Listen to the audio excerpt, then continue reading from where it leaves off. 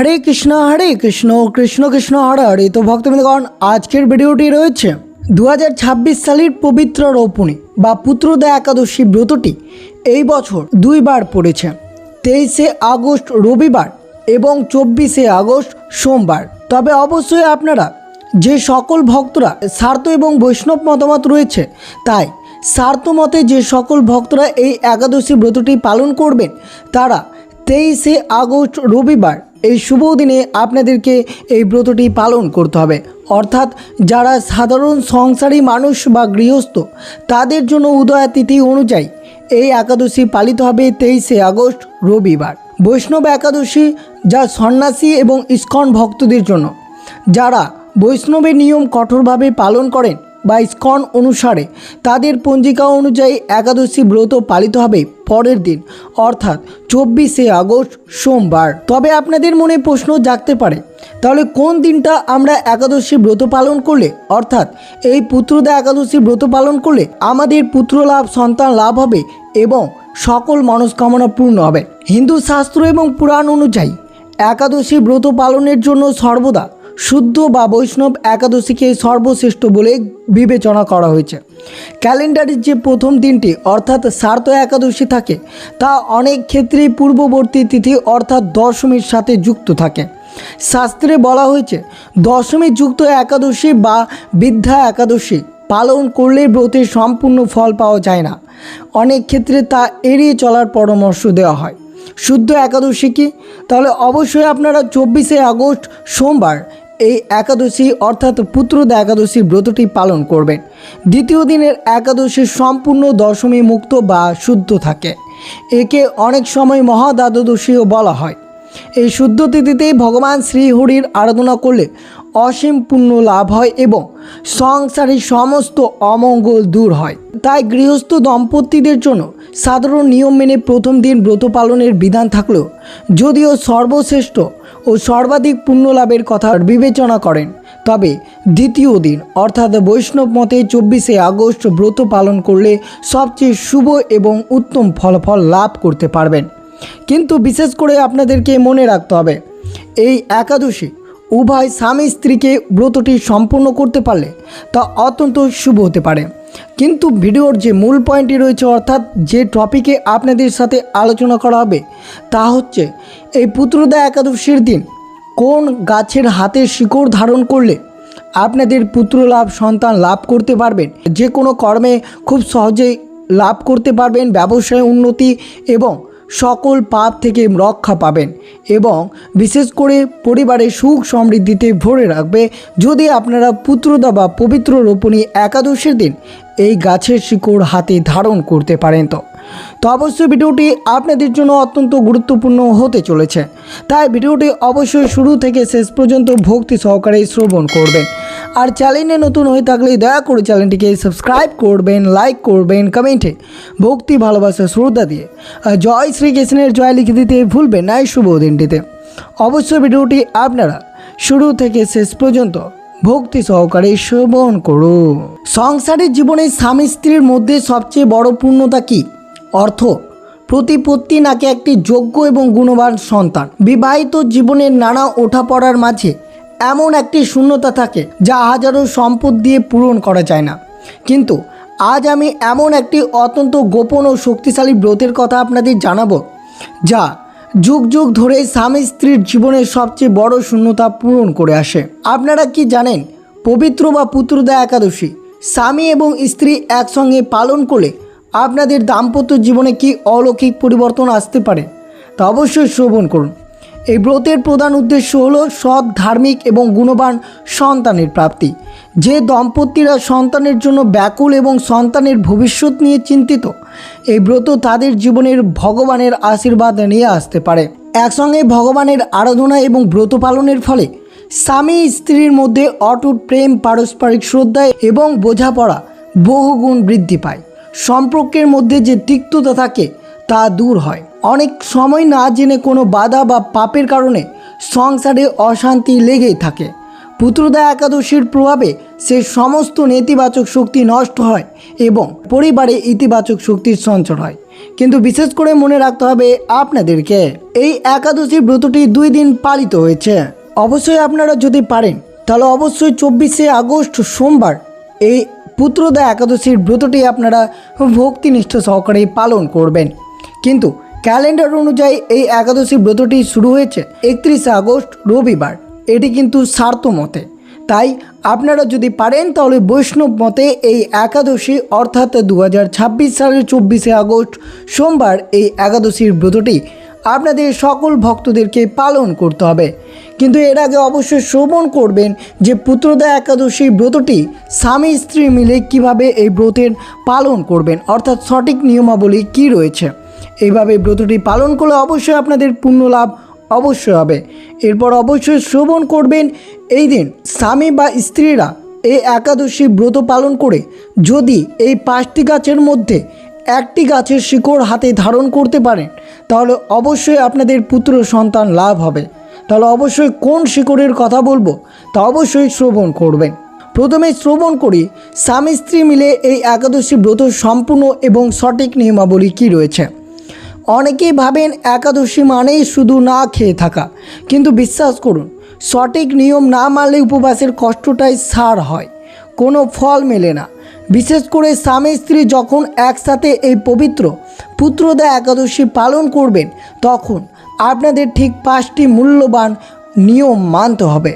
নিয়মগুলো একটু মন দিয়ে শ্রবণ করবেন। বেশিরভাগ মানুষ যে ভুলটি করেন তা হলো একাদশীর দিন থেকে নিয়ম মানা শুরু করেন, কিন্তু না, স্বামী স্ত্রীকে ব্রতের আগের দিন অর্থাৎ দশমী তিথি থেকে সংযম শুরু করতে হবে।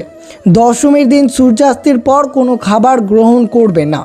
ওই দিন সম্পূর্ণ নিরামিষ এবং পেঁয়াজ রসুন ছাড়া সাত্বিক আহার গ্রহণ করবেন। দুইজনের মন থেকে যাবতীয় রাগ অহংকার এবং সাংসারিক কলহ দূরে সরিয়ে মনকে শান্ত করতে হবে। 2 নম্বর, ব্রহ্মা মুহূর্তে জাগরণ ও পবিত্র স্নান। একাদশীর দিন খুব ভোরে অর্থাৎ সূর্য ওঠার আগেই স্বামী স্ত্রী দুইজনকে শয্যা ত্যাগ করতে হবে। স্নানের জলে সামান্য গঙ্গা জল মিশিয়ে দুইজন স্নান করে নেবেন। এরপর শুদ্ধ ও পরিচ্ছন্ন বস্ত্র পরিধান করবেন। ভগবান বিষ্ণুর অত্যন্ত প্রিয় রং হলো হলুদ, তাই সম্ভব হলে দুইজনে হলুদ রঙের বস্ত্র পরার চেষ্টা করবেন। এবার যে পয়েন্টটি আপনাদের সাথে শ্রবণ করব তা সবচেয়ে শক্তিশালী মুহূর্ত, অর্থাৎ যুগল সংকল্প। স্নান করে দুইজন একসাথে ঠাকুর ঘরে প্রবেশ করবেন, স্বামী স্ত্রী উভয়। একটি তামার পাত্রে সামান্য জল, তিল এবং হলুদ ফুল নিয়ে স্বামী স্ত্রী একসঙ্গে পাত্রটি স্পর্শ করে ভগবান শ্রীহরির শ্রীচরণের দিকে তাকিয়ে নিজেদের মনস্কামনা জানাবেন। ভগবানের কাছে প্রার্থনা করবেন, হে প্রভু, আমরা দুইজন মিলে আজ তোমার এই পবিত্র ব্রত পালন করছি। আমাদের সকল ভুল ত্রুটি ক্ষমা করে আমাদের সংসারে তোমার আশীর্বাদ বর্ষণ করো।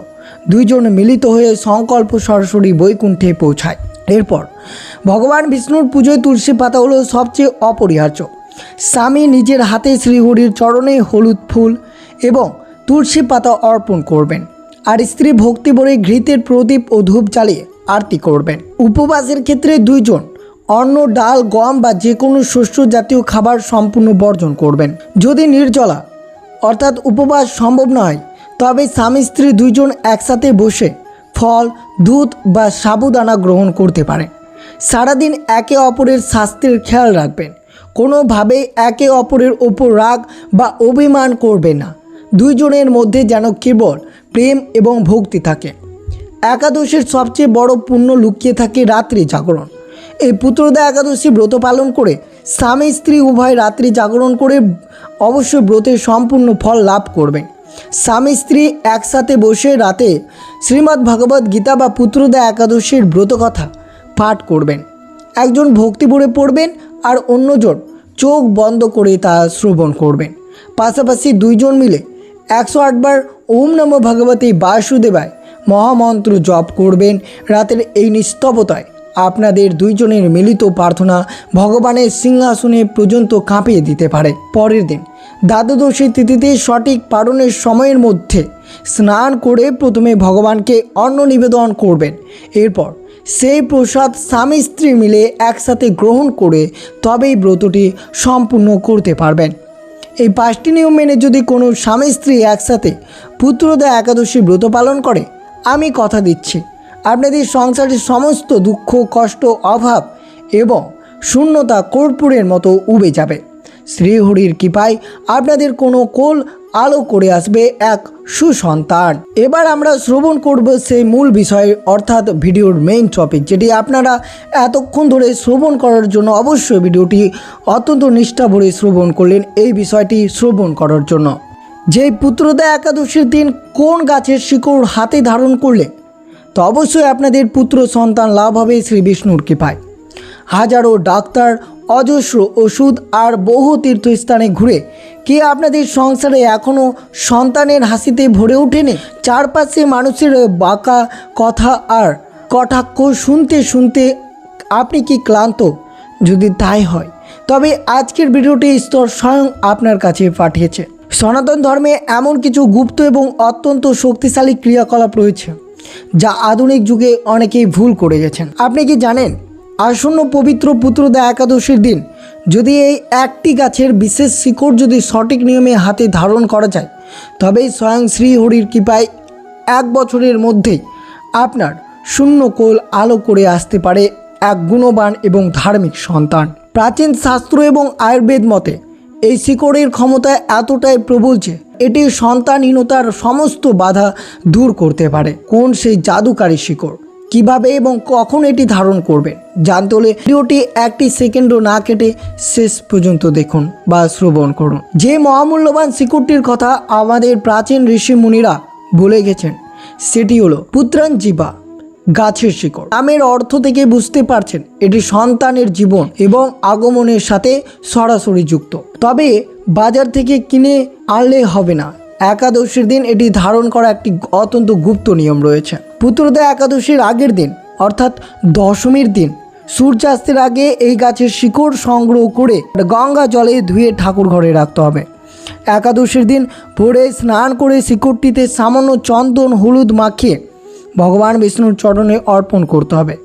স্বামী স্ত্রী দুইজন একসাথে বসে ওং ক্লিং কৃষ্ণায় গোবিন্দায় গোপী জন বল্লভাই সহ এই শক্তিশালী সন্তান গোপাল মন্ত্রটি 108 বার জপ করে শিকড়টিতে ফু দিয়ে প্রাণ প্রতিষ্ঠা করবেন। পুজোর শেষে একটি লাল বা হলুদ সুতো দিয়ে স্বামী তার ডান হাতে অথবা স্ত্রী তার বাম হাতে এই শিকড়টি ধারণ করবেন। মনে পূর্ণ বিশ্বাস রাখবেন যে শ্রীহরি আপনার ডাক শুনবেন। একটি কথা সবসময় মনে রাখবেন, ঈশ্বর কেবল শিকড় বা উপাদানে সন্তুষ্ট হন না, তিনি দেখেন আপনার ভক্তি। এই শিকড়টি তখনই 100% অলৌকিক ফল প্রদান করবে যখন আপনারা স্বামী স্ত্রী দুইজন মিলে সম্পূর্ণ ভক্তি ভরে এই একাদশী ব্রত পালন করবেন। অন্ন বর্জন করে একে অপরের প্রতি রাগ ক্ষোভ দূরে সরিয়ে সম্পূর্ণ শুদ্ধ মনে শ্রীহরির আরাধনা করবেন। রাতে একসাথে জেগে ভগবানের নাম গান করুন। শাস্ত্রে কথা দেই যে দম্পতি একাদশীর উপবাস সাথে পুত্রাঞ্জীবী শিকড় ধারণ করেন জগতের কোনো নেতিবাচক শক্তি তাদের সন্তানের সুখ থেকে বঞ্চিত করতে পারবে না।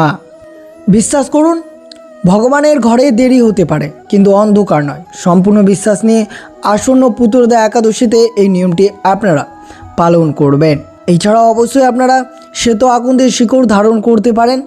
যে দম্পতির সন্তান লাভে বারবার নানা বাধা বিপত্তি আসে তারা একাদশীর দিন শুভক্ষণে শ্বেত আগুনের শিকড় ধারণ করলে সমস্ত বাধা বিঘ্ন দূর হবে এবং সন্তান লাভের পথ প্রশস্ত হবে। আপনাদের যে মেন পয়েন্ট গাছ সেটি হচ্ছে আপনাদের আগেই বলেছি পুত্রাঞ্জীবী গাছের শিকড়। এটি সন্তান লাভের জন্য সর্বশ্রেষ্ঠ। যদি এটি পাওয়া যায় তবে অন্য কিছুর প্রয়োজন নেই। তাই অবশ্যই আপনারা এই গাছের শিকড়টি হাতে ধারণ করতে পারেন। তা অবশ্যই আপনারা এই গাছের শিকড় হাতে ধারণ করলে আপনাদের সন্তান অবশ্যই লাভ করতে পারবেন এবং সন্তান অত্যন্ত বুদ্ধিমান এবং ধার্মিক সন্তান আপনাদের অবশ্যই ভগবান শ্রী বিষ্ণুর কৃপায় অবশ্যই আপনাদের লাভ হবে। তো অবশ্যই আপনারা শ্রবণ করলেন কোন কোন গাছের শিকড় এই পুত্রদা একাদশীর দিন আপনারা ধারণ করতে পারেন। আর অবশ্যই শেষে আপনাদেরকে এই একাদশীর ব্রতকথাটি শ্রবণ করতে হবে, যেটি শ্রবণ করা আপনাদের জন্য অত্যন্ত শুভ হতে পারে। হাজার হাজার বছর আগেকার কথা, যখন স্বয়ং ভগবান শ্রীকৃষ্ণ পৃথিবীতে উপস্থিত ছিলেন, একাদশীর মাহাত্ম্য নিয়ে ধর্মরাজ যুধিষ্ঠির এবং শ্রীকৃষ্ণের মধ্যে এমন এক গোপন কথোপকথন হয়েছিল যা আজও বহু নিঃসন্তান দম্পতির জীবনে সন্তান লাভের রুদ্ধ দ্বার খুলে দেয়। আসুন আজ চোখ বন্ধ করে সেই প্রাচীন যুগে ফিরে যাই এবং শুনি শ্রাবণ মাসের পুত্রদা একাদশীর সেই অলৌকিক ব্রত কথা। শ্রীকৃষ্ণ ও যুধিষ্ঠিরের কথোপকথন। যুধিষ্ঠির: হে ত্রিভুবনের নাথ, হে শ্রীকৃষ্ণ, শ্রাবণ মাসের শুক্লপক্ষের এই একাদশীর নাম কি, এর দেবতাকে এবং এই ব্রতের নিয়ম বা মাহাত্ম্য বা কী? কৃপা করে আমাকে বিস্তারিতভাবে বলুন। শ্রীকৃষ্ণ মৃদু হেসে বললেন, হে মহারাজ যুধিষ্ঠির, এই পবিত্র একাদশীর নাম হলো পুত্রদা একাদশী। এই অধিষ্ঠাতা দেবতা হলেন স্বয়ং শ্রী নারায়ণ। নিঃসন্তান দম্পতিদের সন্তান লাভের জন্য এর চেয়ে বড় কোনো ত্রিভুবন নেই। আজ তোমাকে একটি প্রাচীন কাহিনী শোনায়, মন দিয়ে শোনো। প্রাচীনকালে মহিষ্মিত নামক এক রাজ্য ছিল। সেই রাজ্যের রাজা ছিল মহিজিৎ। রাজা অত্যন্ত ধার্মিক এবং প্রজা দরদি ছিলেন, কিন্তু তার মনে ছিল এক গভীর শূন্যতা। তার কোনো সন্তান ছিল না। একদিন রাজা তার রাজসভায় পণ্ডিত ও প্রজাদের ডেকে কান্নায় ভেঙে পড়লেন। হে আমার প্রিয় প্রজাগণ, আমি জীবনে কোনো পাপ করিনি, কোনোদিনও অন্যায় পথ সম্পদ রোজগার করিনি, তবে ব্রাহ্মণ সর্বদা সম্মান করেছে। তবুও কেন ভগবান আমাকে সন্তানহীনতার চরম শাস্তি দিলেন? আমার বর্তমানে এই বিশাল রাজ্যে কে সামলাবে? রাজার এই কষ্ট দেখে মন্ত্রীরা গভীর বনে গেলেন কোনো সমাধানের খোঁজে। সেখানে তাদের দেখা মিলল মহাজ্ঞানী মহামুনি লোমশ এর সাথে। মন্ত্রীরা মুনিকে রাজার দুঃখের কথা জানালেন। লোমশ মুনি তখন বলল, পূর্বজন্ম দেখতে পাচ্ছে। পূর্বজন্মের রাজা এক সাধারণ মানুষ ছিলেন। একবার প্রচণ্ড গ্রীষ্মকালে তিনি অত্যন্ত তৃষ্ণার্ত হয়ে একটি জলাশয়ের কাছে যান। সেখানে একটি গরুর বাছুর জল পান করছিল। রাজা নিজের তেষ্টা মেটানোর জন্য সেই তৃষ্ণার্ত বাছুরটিকে জোর করে তাড়িয়ে দিয়ে নিজে জল পান করেন। একটি তৃষ্ণার্ত প্রাণীকে জল পান করতে না দেওয়ায় পাপের এই জন্মে রাজার সন্তানহীন। মন্ত্রীরা বললেন, হে মহামুনি, শাস্ত্রে বলে প্রতিটি পাপের কোনো না কোনো প্রায়শ্চিত্ত আছে। আমাদের রাজাকে এই পাপ থেকে মুক্ত করার উপায় কী? লোমশ মুনি বললেন, উপায় কেবল একটি, শ্রাবণ মাসের শুক্লপক্ষের পুত্রদা একাদশী। তোমরা রাজ্যে ফিরে গিয়ে রাজাকে বলো, রাজা এবং রানী যেন একসাথে উপবাস রেখে সম্পূর্ণ ভক্তি ভরে এই পুত্রদা একাদশীর ব্রত পালন করেন, তবে এই পূর্বজন্মের পাপ খণ্ডন হবে। লোমশ মুনির কথার মতো রাজা মহিজিৎ এই রানী দুইজনের মিলে সম্পূর্ণ নিষ্ঠার সাথে পুত্রদা একাদশীর ব্রত পালন করলেন। আর তার ঠিক 1 বছর মাথাতেই রানীর কোলে আলোক করে জন্ম নিল এক পরম সুন্দর গুণাবলী রাজপুত্র। ভাবতে পারেন, হাজার হাজার বছর আগে রাজা রানীর জীবন যে মিরাক্কেল ঘটেছিল তা আজও ঘটতে পারে। আপনি আর আপনার স্ত্রী ঠিক যেমন জীবনের প্রতিটি পদক্ষেপ একসাথে একে অপরের পাশে থাকেন, ঠিক সেইভাবে যদি যে কোনো স্বামী স্ত্রী একসাথে একতা হয়ে ব্রত পালন করেন, তবে শ্রী হরির কৃপায় আপনাদের সংসারের সন্তান হাসিতে ভরে উঠবে। তো অবশ্যই আপনারা শ্রবণ করলেন যে এই পুত্রদা একাদশীর দিন আপনারা কোন গাছের শিকড় হাতে ধারণ করবেন। যে গাছের একটি শিকড় আপনাদের তুলে ধরলাম, সেই গাছের শিকড়টি অবশ্যই ধারণ করুন এবং সম্পূর্ণ ভক্তিনিষ্ঠা সহকারে অবশ্যই ভগবানকে বিশ্বাস করে আপনার প্রতিটি কর্মে সাফল্য লাভ করতে পারবেন এই শুভ দিনে।